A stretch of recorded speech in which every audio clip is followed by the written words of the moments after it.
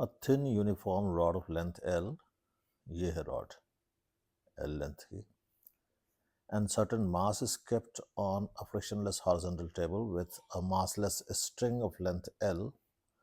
तो ये एक हल्की सी रस्सी से बंधा हुआ है ऐसे ये rod, और ये पूरा एक फ्रिक्शनलेस टेबल पे रखा हुआ है और O पॉइंट पर ये पाइवेटेड है। एक हॉरिजॉन्टल इम्पल्स P को लगाया गया है, तो ये एक इम्पल्स लगाया है P, और ये रॉड के सेंटर से x दूरी पे लगाया गया है जहाँ x L/n के फॉर्म में लिखा है। Then the rod and string revolve together around the point O। तो ऐसा P है ये और ऐसा x है कि ये पूरा सिस्टम एक हमेशा स्ट्रेट लाइन मेंटेन करते हुए घूम रहा है। रिवॉल्व टुगेदर का मतलब ये पूरा एक कॉम्पोजिट सिस्टम ऐसे सीधा सीधा घूम रहा है। ऐसा नहीं है कि रॉड अलग घूमे रस्सी अलग घूमे, ऐसा नहीं। तो हमेशा ये पूरा पूरा सीधा सीधा से घूम रहा है with the rod remaining aligned with the string. तो रॉड की वही लाइन है जो रस्सी की लाइन है, स्ट्रिंग की लाइन है। अगर ऐसा है तो n की वैल्यू निकालनी है। ओके, कंसेप्चुअली एक बहुत छोटी सी बात को लेकर ये क्वेश्चन बना दिया गया है। So it's a very good question. और छोटी सी बात ये है कि अगर रॉड और रस्सी एक लाइन में है हमेशा, तो रॉड का सेंटर ऑफ मास अगर यहाँ से यहाँ आया और थीटा एंगल घूमा, तो उतना ही एंगल ये रॉड सेंटर के अबाउट, पहले सेंटर के अबाउट तो पहले कैसी थी रॉड, ऐसे सीधी थी, और बाद में इसी रस्सी की लंबाई के लॉन्ग आ गई। तो जो सेंटर के अबाउट रॉड घूमी वो वही थीटा घूमी जो खुद सेंटर ऑफ मास घूम गया इस ओ के अबाउट। तो ये वाला थीटा और यहाँ वाला थीटा बराबर है। यहाँ वाला थीटा जो है ये वाला, ये सेंटर के रिस्पेक्ट में जो थीटा घूमा है, और ये थीटा जो पूरी पूरी जो सेंटर ऑफ मास जो चला है वो कितना एंगल चला है ओ पॉइंट के रिस्पेक्ट में, दैट इज थीटा।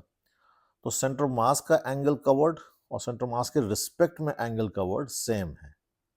तो अगर ये वाली बात समझ में आती है तो theta is same in same time.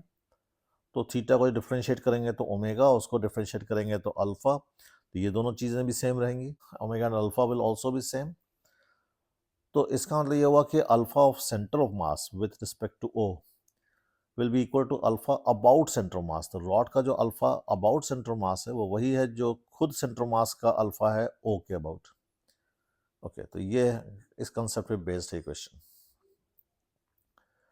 तो अगर हम रॉड को देखें तो रॉड पे लगने वाले फोर्सेस क्या क्या हैं। तो सेंटर ऑफ मास दिखा दिया मैंने, पी पॉइंट, P4, ये P इम्पल्स लग रहा है, तो P को भी मैं फोर्स मान ले रहा हूँ।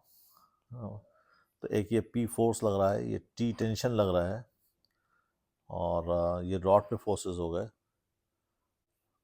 अब सेंटर मास का मोशन देखो अगर, तो सेंटर मास पे लगने वाले फोर्सेस, सारे फोर्सेस ट्रांसफर हो जाएंगे T एंड P। तो ये सेंटर मास हो गया। अब सेंटर मास कितने रेडियस में घूम रहा है, उसका रेडियस है 3L/2, और इसके लिए इक्वेशन आ जाएगी, this P is tangential force, so tangential force is equal to mass into acceleration. Acceleration is radius into alpha, radius 3L/2 है इनटू अल्फा। तो ये तो इक्वेशन बन गई सेंटर मास की। अब सेंटर मास के रिस्पेक्ट की देखते हैं। तो रिस्पेक्ट टू सेंटर मास अगर हम torque is equal to I alpha apply करें, तो सेंटर मास के रिस्पेक्ट में टॉर्क टी का तो जीरो है, टी बढ़ाने से सेंटर मास से ही पास होगा। इस पी का टॉर्क आएगा P into x, this will be equal to I, centre mass के अबाउट आई हो गया mL²/12 इंटू अल्फा। और जो अल्फा इस वाली इक्वेशन में है, जो सेंटर मास का अल्फा है, वही अल्फा इस इक्वल इक्वेशन में है जो सेंटर मास के रिस्पेक्ट में। यही इस क्वेश्चन का बेसिक की पॉइंट है कि दोनों अल्फा सेम लेना है। अब तो बस ये दो इक्वेशंस हैं, इनसे हमें अल्फा एलिमिनेट करना है, P एलिमिनेट करना है और x निकालना है।